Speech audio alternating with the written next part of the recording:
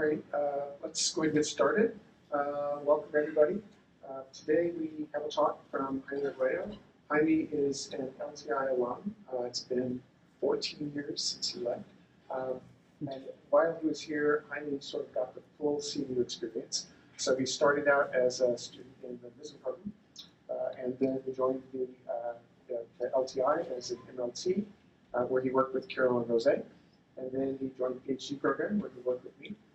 And then he did an internship where he went off and worked with Fernando Diaz. So he's worked with 3 LTI faculty, although Fernando was a faculty at the time, and has continued to collaborate with Fernando over the years. Jaime, when he was here, worked on aggregated search, which is environments where you have lots of search engines, and you have to figure out how, you don't want to send the user requests to all of them, so you have to figure out how to integrate them. And did really amazing work. And then even at the very end of his time here, he was beginning to get interested in users, and he went off to UNC Chapel Hill, but he went to the dark side, and now he studies users. But he's interested in these people, the tools we build, does it actually serve their purposes? What are the tasks that they're really trying to accomplish? And also, what are the cognitive cues that we can give them, tools that help them better accomplish their tasks? And do they actually learn when they use our tools? So lots of good things that we as tool builders should be aware of and too often ignore. Jaime is also one of the, with Fernando, are 2 of the people behind the tip of tongue track, so he still is very much involved in complex search tasks in addition to studying users. So with that, I'll turn things over to Jaime. All right. Thank you, Jamie. Can people hear me okay? How's everyone doing? Good? TGIF, right? Although I'm sure that doesn't mean much at CMU because you're going to spend the weekend working.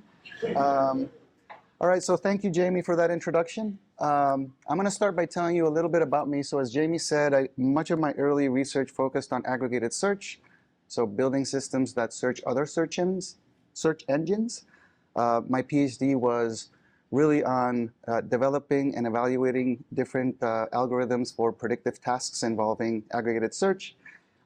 Since I've been at UNC for the last 14 years, I've transitioned more to human subject research. And so currently I'm really interested in thinking about tools to support users with complex search tasks, so not trivial navigational tasks or fact-finding tasks, but very complex information-seeking tasks. I'm interested in the effects of different cognitive abilities like working memory on search, how people behave, what challenges they face. I'm also interested in search is learning, and today will be a search is learning talk. So search is learning, if you haven't heard of it, is a research community that basically thinks about search engines as tools to support learning, which I'm sure is something that you all do. I do myself as well, right? We all do it. We all use search engines to learn new things, either as part of our job or as part of our general interests. So how can we develop search systems to both encourage and support learning? Okay, and so that's going to be the talk that I'm going to be doing today. Today's talk might be a little bit unusual because what I'm going to do is I'm going to go deep into one study rather than give you kind of like a broad spectrum of things that I've done. I'm going to go deep into one study, and I've picked this study because I'm particularly proud of it, and it was a lot of work. It's a study that resulted in 2 publications, one at ICTIR 2020, and the other one is a journal article at TOES. And this was a collaboration with Rob Capra, my colleague at UNC, and Kelsey Ergo, who was my PhD student and now has graduated and is a faculty member at the University of San Francisco. And so I really want to give credit to Kelsey for this because she did most of the work. I was reflecting or maybe speculating a little bit, and I wanted to say a few things about what might make this talk different than other talks that you've seen at the symposium, or sorry, at the colloquium. And so a few things. First is that I'm going to be describing a behavioral laboratory study. So a study that basically focused on studying people in a laboratory setting. This was a study with 36 participants. The other thing that I think is unique to this work is that this was a study where we manipulated the tasks that we assigned to participants. So when you do a user study, you have to situate people in a specific context. You have to give them a task, an artificial task that you want them to complete. And in this study, what we did is we manipulated the tasks that people did. So there was no system manipulation. People didn't interact with two different systems. They interacted with the same system. But we manipulated the thing that we asked people to complete, and that was the main independent variable. So maybe that's a little bit different than the kind of research that you're used to. The other thing is that this was a study that used the think aloud protocol. And this is a little bit odd, but sometimes you run user studies where you actually ask the participant to narrate their thoughts, to narrate their stream of consciousness, and you use that think aloud data to basically gain insights into how do people search, what challenges do they face, how do they approach the task, what do they do and when. And so it's maybe a methodology that you're not familiar with. The other thing that I think makes this unique is that it's a study that employed a qualitative analysis of search sessions. So we used think aloud comments and recorded screen activities to gain insights into how people approach the task. And hopefully I'll convince you that this is a really good way of learning about users, learning how people approach search. And the last one is that I'm not going to be talking about deep learning or LLMs, and nobody's allowed to leave because of that. Okay? I'm sure you're all doing, or most of you are doing, deep learning, neural nets, LLMs. We're not going to be talking about those things today, and so hopefully this is a nice break from that. Okay? And a reminder that there is more to research than LLMs. Okay, so let me situate this work within Searches Learning. So again, Searches Learning focuses on thinking about search engines as tools to support learning. There's been a lot of research over the years on this topic. Some of the work has focused on looking at tools to support learning. So that's the first one. There's been research on understanding how characteristics of the individual impact learning. So for example, how does domain knowledge impact your learning outcomes? There's been research on understanding the searcher's objective. For instance, the complexity of your learning objective, how does that impact your learning? And then the last one is just looking at search behaviors and how they correlate with learning outcomes. Okay? So less prior work has focused on the learning process. Okay, so what is a searcher's trajectory in achieving a specific objective? So when you have a specific objective in mind, what is how do you get there? You know, what are the things that you do in order to meet that objective? And so that's what I'm going to be talking about today. And this was really an exploratory study to basically observe what people do. And one of the goals was to sort of brainstorm what kinds of tools could we develop to basically help people along that trajectory. Okay? So, all right. So the outline for today, I'm going to be talking about one specific research study. So I'm going to first tell you the research questions. Then there's quite a little bit of setup before I get to the results. I'm going to introduce a taxonomy of learning called the Anderson and Krathwohl taxonomy. And it's a way to characterize learning objectives in a systematic way. So then I'm going to be defining what a pathway is. So we're interested here on how the learning objective impacts the pathway. So I'll tell you about what do I mean by pathway. Then I'll describe the study, the design of the study, I'll give you some results, and I'm going to then end with opportunities for future work. Okay. All right. So in terms of research questions, right, this was a study where we manipulated the learning objective that people were trying to pursue. So that was the main manipulation. So essentially like one independent variable. And we looked at 4 research questions. What are the impacts of the learning objective on pre-task perceptions? So, what do people anticipate about the task? Post-task perceptions, so retrospectively, what did people experience?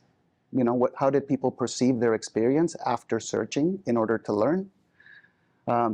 Search behaviors, so if you log interactions with a search engine, how are those interactions different? And then I think the most interesting one is looking at the learning pathways followed by participants. Okay? So now, in order to manipulate learning objectives, and in order to characterize the pathways that people followed towards the objective, we use what's called the Anderson and Krathwohl taxonomy. Okay? All right. So I'm going to give you a lot of background about the A and K taxonomy because I think it's a really nice framework to think about when people use search engines to learn, what are they trying to accomplish? Okay, and so the Anderson and Krathwohl taxonomy, if you've heard about the Bloom's taxonomy, it's an extension of that. This did not come from information retrieval. This was developed by folks in education, and we're borrowing from it. And it was really developed by educators who came together and said, when we want our students to learn, we need to define what we mean by that. Okay, and we need to do that for several reasons. First, we need precise learning objectives. The second thing is that if we can define learning objectives precisely, then we can make sure that the instructional activities actually support those objectives. And then the final part is, if we have precisely defined learning objectives, then we can make sure that the way that we are assessing learning is actually measuring the kind of learning that we're interested in. Okay? So far, so good? I guess if anybody has questions, if it's a clarification question, please feel free to interrupt. Okay, so let me tell you about the A and K taxonomy. So the Anderson and Krathwohl taxonomy says a learning objective is a combination of a verb and a noun. Okay, so this is a 2-dimensional taxonomy, and the 2 dimensions, you can think of them as a combination of a verb, which is the cognitive process, and the noun, which is the knowledge type. Okay, so just to give you an example, imagine that a learning objective is we want the student to be able to distinguish between parliamentary democracy and presidential democracy. So raise your hand if you know the answer to that question. Okay, great. So that means you've already achieved the objective. This objective in the A and K taxonomy, the verb is distinguish, right? And that maps to the cognitive process of analyze, which has to do with being able to differentiate or relate multiple elements, okay? And then the nouns are parliamentary democracy and presidential democracy, and those are examples of conceptual knowledge, right? So here, the verb is analyze, and the noun is conceptual, okay?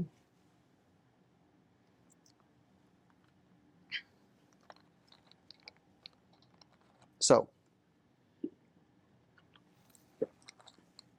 all right, so the Anderson and Krathwohl taxonomy, the cognitive process dimension, which relates to the verb, has 6 categories. And so you can think of, for instance, like when you have learning objectives, they can have 6 different levels of complexity, cognitive complexity, from simple to complex.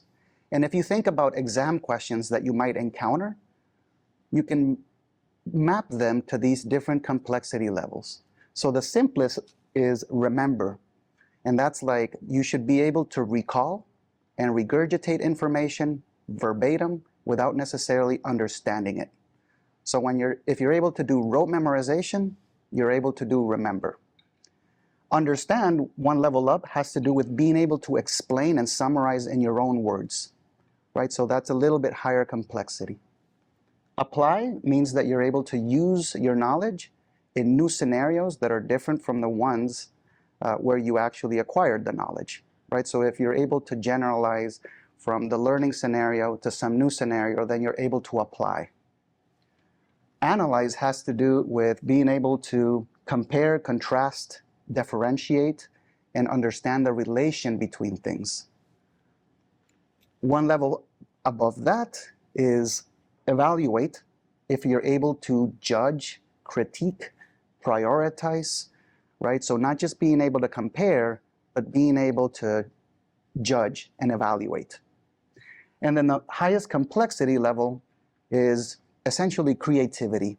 So create is when you're able to use the knowledge that you acquired to generate something completely novel, okay? So those are the 6 cognitive processes. Now, in terms of the knowledge type, this taxonomy says there are 4 types of knowledge. The first 3 have to do with knowledge about the world, and the 4th one has to do with knowledge about your own self. Okay, so these are a little bit different. Factual knowledge is basically knowledge about facts. So these are self-contained, objective bits of knowledge. Conceptual knowledge has to do with concepts, categories, theories. So things that we use to make sense of the world, essentially things that we use to categorize and so forth. And then procedural knowledge, which those algorithmic knowledge, which you're all very familiar with, that's a type of procedural knowledge, right? Knowledge about algorithms, processes, skills, how-to knowledge fits under procedural knowledge. And then metacognitive knowledge has to do with knowledge about your own cognition. So if you know what you know and you know what you don't know, you've got good metacognitive knowledge about that material. If you are familiar with ways of learning that are good for you, that's a type of metacognitive knowledge. Okay? All right. So the A&K taxonomy, and I know that this is going really into the weeds, but it's basically a table with 24 different categories. And that basically says anytime that somebody's trying to learn something, we can put it under one of these cells. It lies somewhere at the intersection of 6 cognitive processes and 4 different types of knowledge. Every learning objective can be situated into one of these cells. Okay? Now, in prior work, people had leveraged the cognitive process dimension of this taxonomy to understand how learning objectives impact behaviors and outcomes. But we were the first ones, really, to incorporate the knowledge type dimension, okay? And so in prior work, people had neither manipulated nor controlled for the knowledge type. And so we were interested in sort of like, what's the impact of the knowledge type? And so in addition to looking at learning objectives that vary along cognitive complexity, let's look at what's the difference between learning objectives that vary along the types of knowledge that is being acquired. Factual knowledge, conceptual knowledge, procedural knowledge. Okay? And so what we did in this study is we said, okay, let's manipulate tasks across 4 cognitive complexity categories: apply, evaluate, and create, and 3 knowledge types: factual, conceptual, and procedural. And so we basically designed tasks of these 9 different types. Okay. All right, so I wanted to give you examples of some of the tasks that we designed, but I thought it would be probably better to just kind of show you templates of the tasks that we designed. Okay, and I'm not going to go through all 9, but I'd like to go through 1 row and 1 column, right? So if you think, for instance, for factual tasks, an applied task could be, use fact X to better appreciate or understand fact Y. An evaluate factual could be judge the importance of fact Y in some argument, sorry, fact X in some argument Y. And create would be, create a table of facts about X using whatever organizational structure you think is appropriate, right? So that's a more creative task involving factual information. All right. In terms of the evaluate column, again, factual could be judge the importance of fact X in argument Y. Conceptual could be judge whether concept X or Y best explains some phenomenon Z. And procedural could be judge whether procedure X or Y is best in terms of some criterion Z. Right? So this gives you a flavor for sort of what these tasks were that we asked participants to complete. Okay, so now I'm going to define what I mean by learning pathway, right? So just to reiterate, we gave people learning objectives of different types, and then we were curious about what was the trajectory towards that objective. Okay, how do people pursue different types of learning objectives when they interact with a search engine? And so the idea of a pathway here is we said, okay, we're going to record people's think aloud comments, we're going to record what they're doing, and then what we're going to do is we're going to model each search session as a sequence of learning instances, where a learning instance is defined as a place where you either engaged in a new learning activity or you pursued a new learning-oriented subgoal, or you serendipitously learned something new. Okay? All right, so, and then what we did is then we took each learning instance and we manually assigned it to a cell in the A and K taxonomy. All right, so.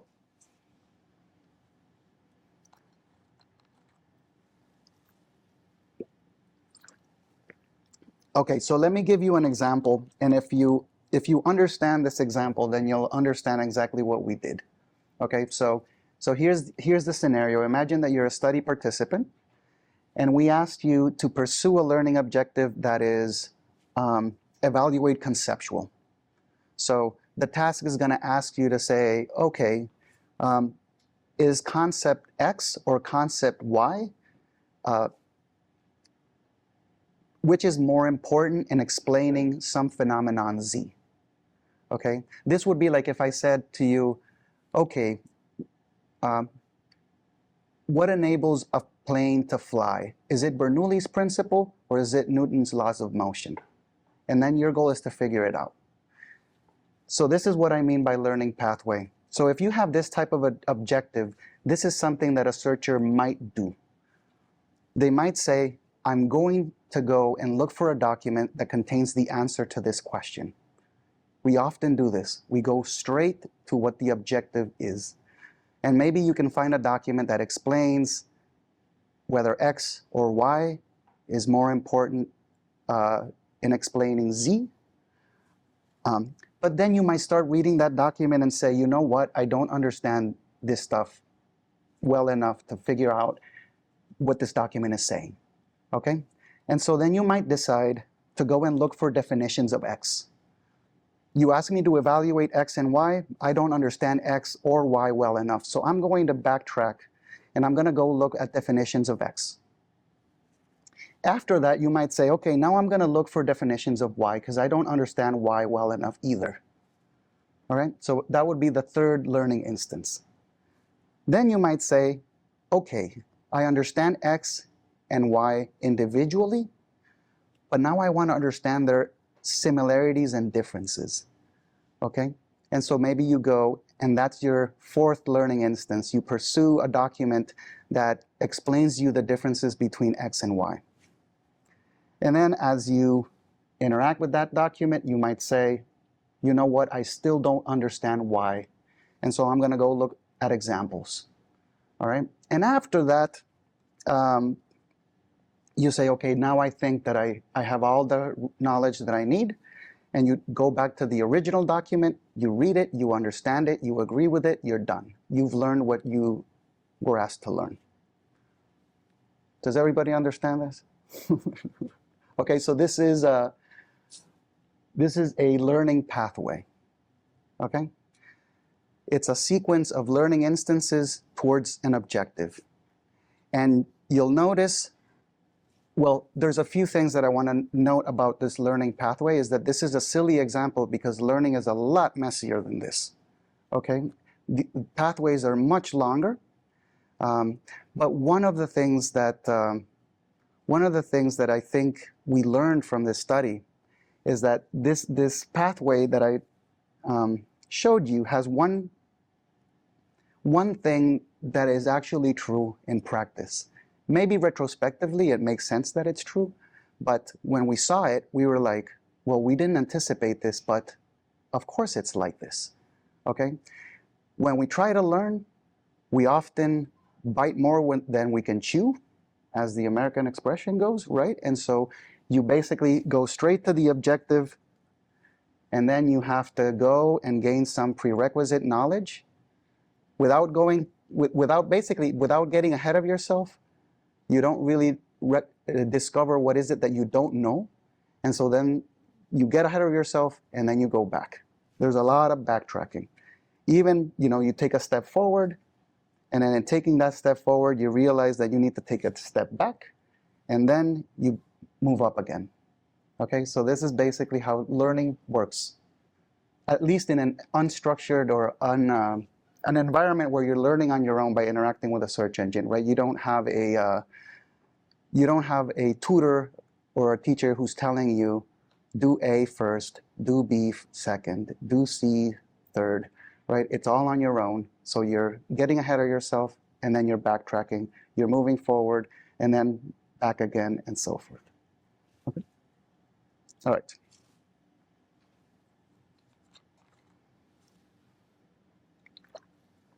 Okay, so now I'm going to give you the details of the study.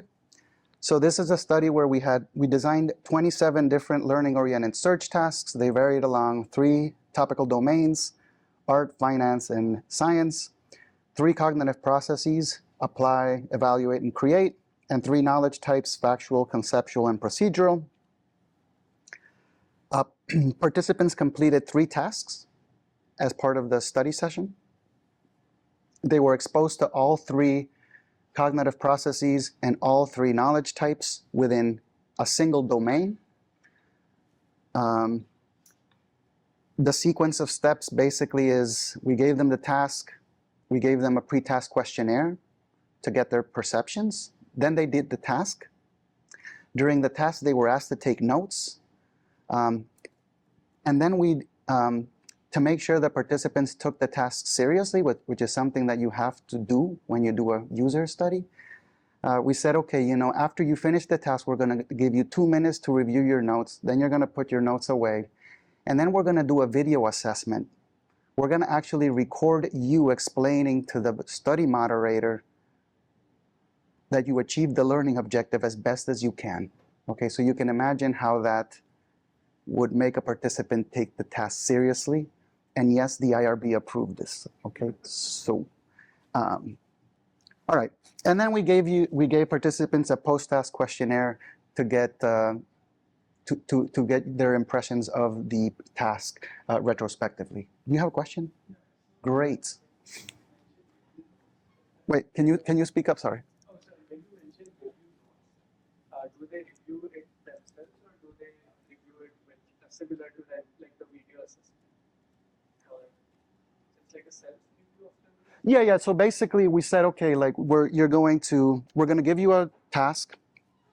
You're going to gather information and take notes, and the notes are there just to help you learn. And then because we wanted to take, and then we said, okay, you've got 2 minutes to review your notes, collect your thoughts. Now you put your notes away, and we're going to record you explaining.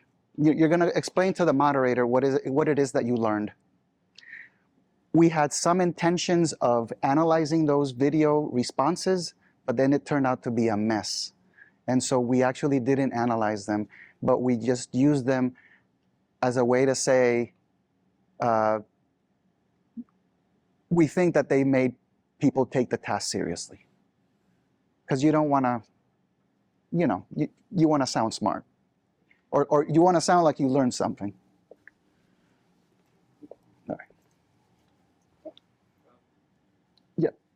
So for the video assessment, is it that the moderator had questions, or there was just one question, like explain what? Yeah, just explain what you learned, as best you can. So it wasn't like necessarily a right or wrong, it was just explain. So for instance, if the task was, what causes a plane to fly? Is it Bernoulli's principle or Newton's second law of motion? You would say, I think it's Bernoulli's principle, and this is why. Yeah, there was no right or wrong answer, and there was no follow-up from the moderator. Okay.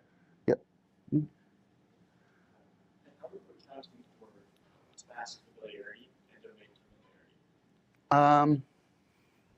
Well, There's some difference between experts and non-experts. And so absolutely, absolutely. I think that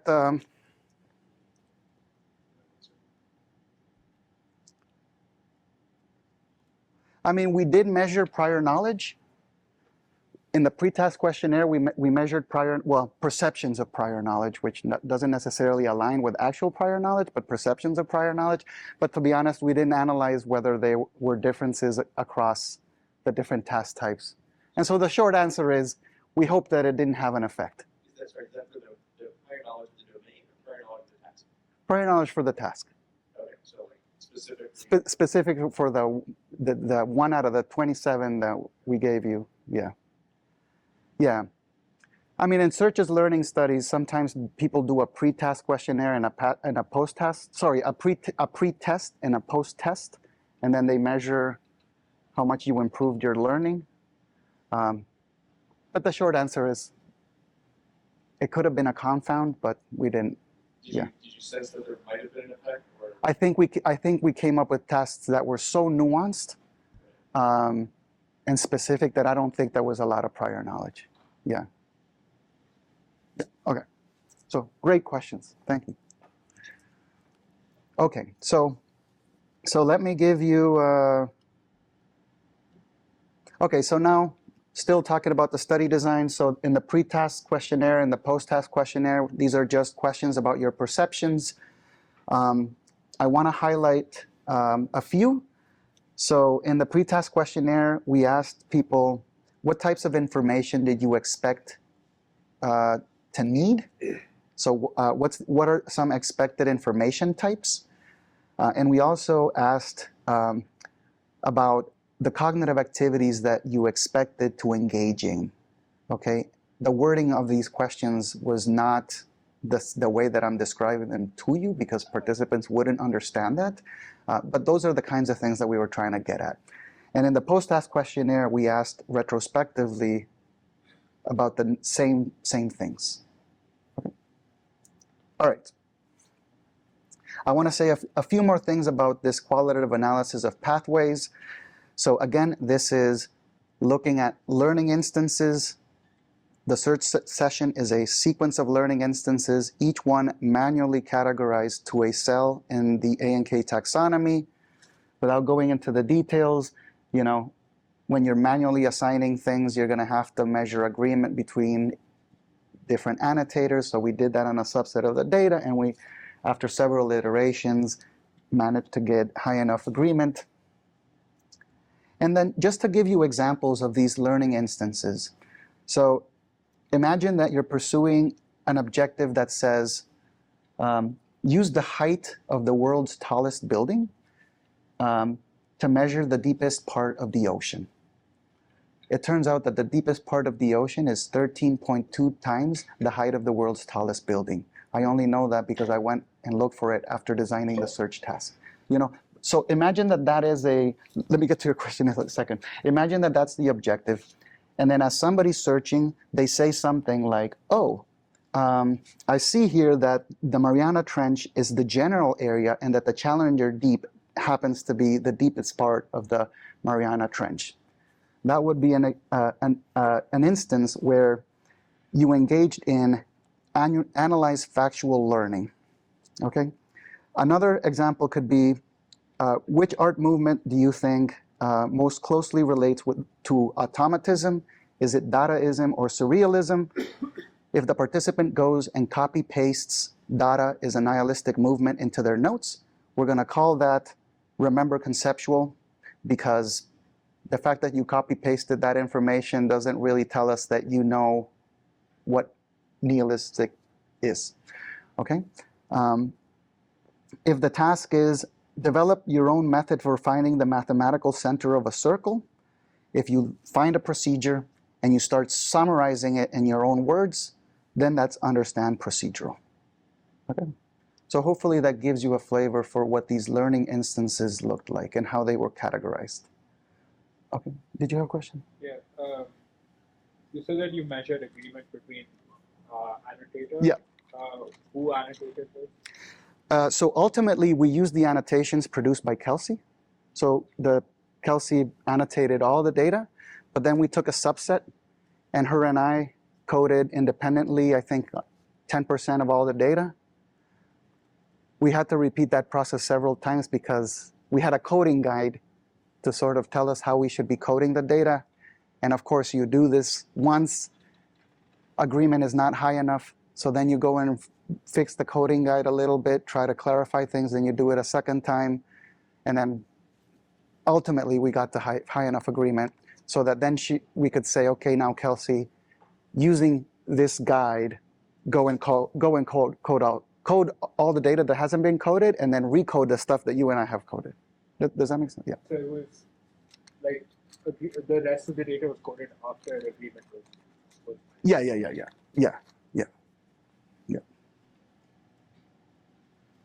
All right. So again, we have 4 types of research questions. We're looking at the effects of the learning objective on these 4 different things.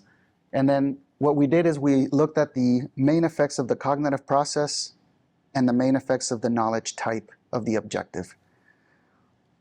One thing that ended up happening that we did not anticipate is that the cognitive process of the learning objective had no significant effects. Not a single one. Okay? We think that that's because we picked cognitive processes that were at the mid to high complexity range. So we didn't look at extremes like remember versus create. We looked at apply, evaluate, and create. And so that could be one possible explanation. But we did find lots of significant effects for the knowledge type. And I think that that's the big takeaway from this work, is that we found that factual learning, conceptual learning, and procedural learning involve very different activities, result in very different outcomes in terms of your perceptions of the task and in terms of how you interact with a search engine. And retrospectively, maybe that makes sense, but I think it's an important contribution of this work. Okay, so now I'm going to show you a bunch of results, and I'm going to walk you through them, so don't stress out too much if the figures are a little bit hard to parse. The big takeaways in terms of pre-task perceptions is that, well, we found that for factual objectives, people anticipate needing facts. That is not groundbreaking, okay? But it's a nice sanity check. So factual learning, you perceive to need facts. More importantly than that, though, factual learning, you anticipate to engage less in high cognitive processes. So factual learning basically doesn't involve a whole lot rather than memorization, okay? Or at least in terms of perceptions. We found that for conceptual objectives, participants anticipated needing concepts. Again, that's a sanity check. But the interesting thing is that they also perceive to need to engage in more understanding and analyzing. Okay, so concepts require sort of understanding their meaning, but not only that, they require understanding how they relate to other concepts. And so here the idea is that concepts don't exist in isolation, right? So if you're trying to learn about a concept, that often requires you learning about other related concepts. Okay. All right. In terms of procedural objectives, they were, participants anticipated needing procedures, which again is a good sanity check. The other, more interestingly, procedural objectives were perceived to require more apply level processes, evaluate level processes, and create level processes. Okay, and so for apply, that basically means that if you're trying to acquire procedural knowledge, at some point you might want to work through an example to make sure that you fully understand it, right? So you're going to have to apply it. The other thing is that evaluate procedural knowledge might require you to encounter different procedures that solve the same task, and then you're going to compare them and you're going to pick one that works for you. Okay? And then the create part is that procedural learning often involves making modifications. So when you're interacting with procedures, you're going to be thinking about what are some steps that I could skip, what are some materials that I could substitute, what are some modifications that I can do to this procedural information to fit my needs. Okay, so that seems to be creative processes tend to, at least in this study, were fairly common in procedural learning tasks. Okay. All right.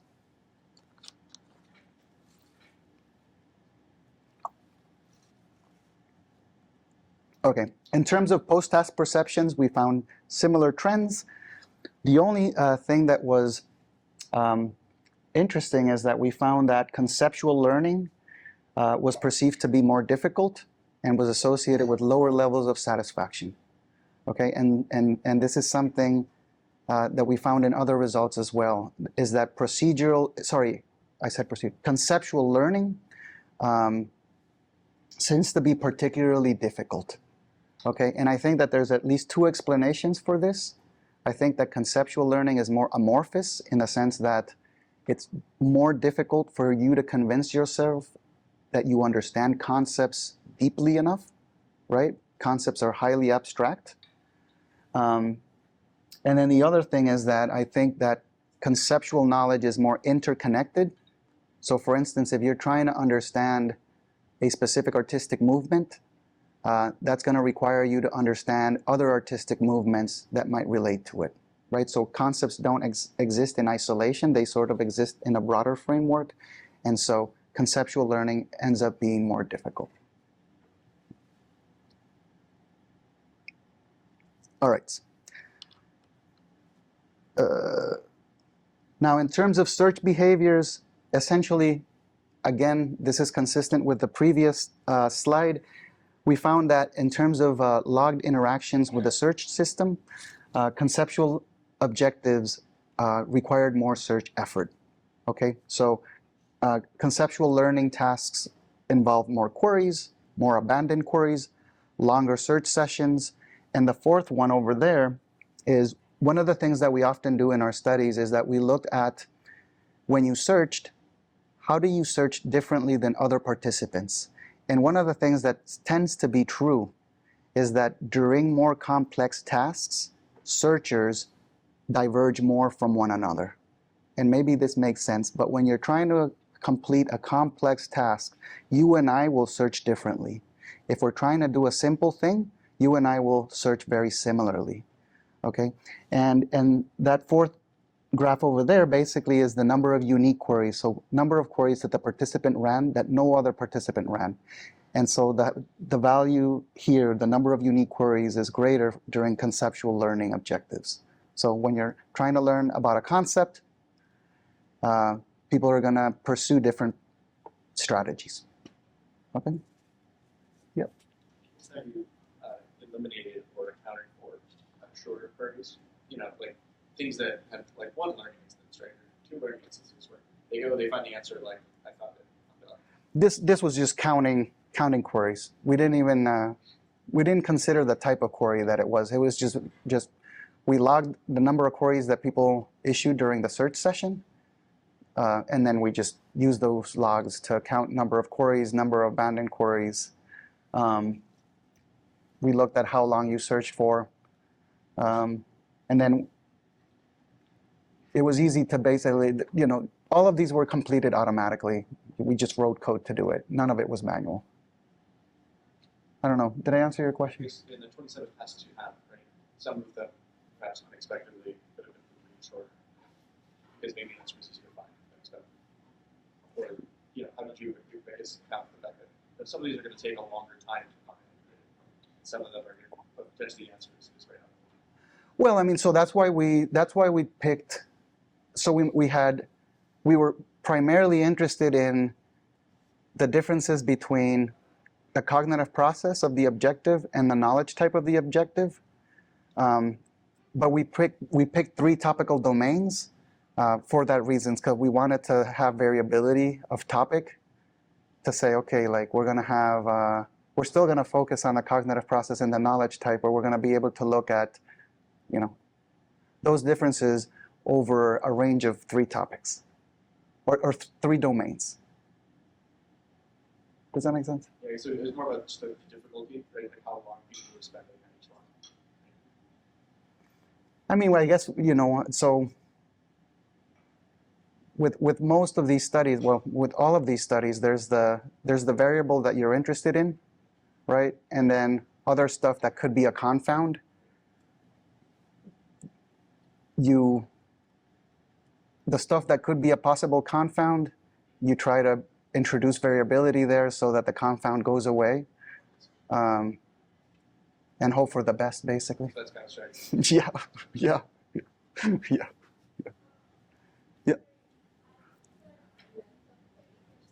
I'm sorry? I think to that length of query question, I'm also wondering, like with conceptual things, sometimes initially when I'm searching, I don't know the right keywords to search. Yes. So I abandon queries.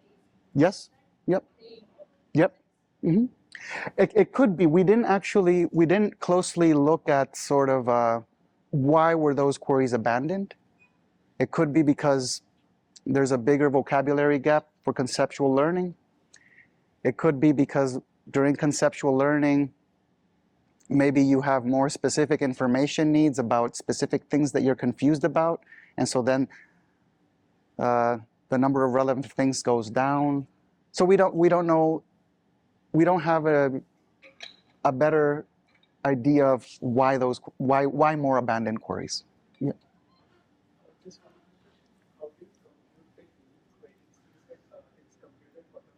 Yeah. So for instance, imagine that you are a participant and you issued 5 queries. I can take those query strings and then say, okay, like how many of those 5 were different from any other query that anybody else issued? It's exact match. Yes, exact match. Yeah, exact match. Yeah. So you, I think on the pre and post task questionnaire, you had questions about interest. Yeah.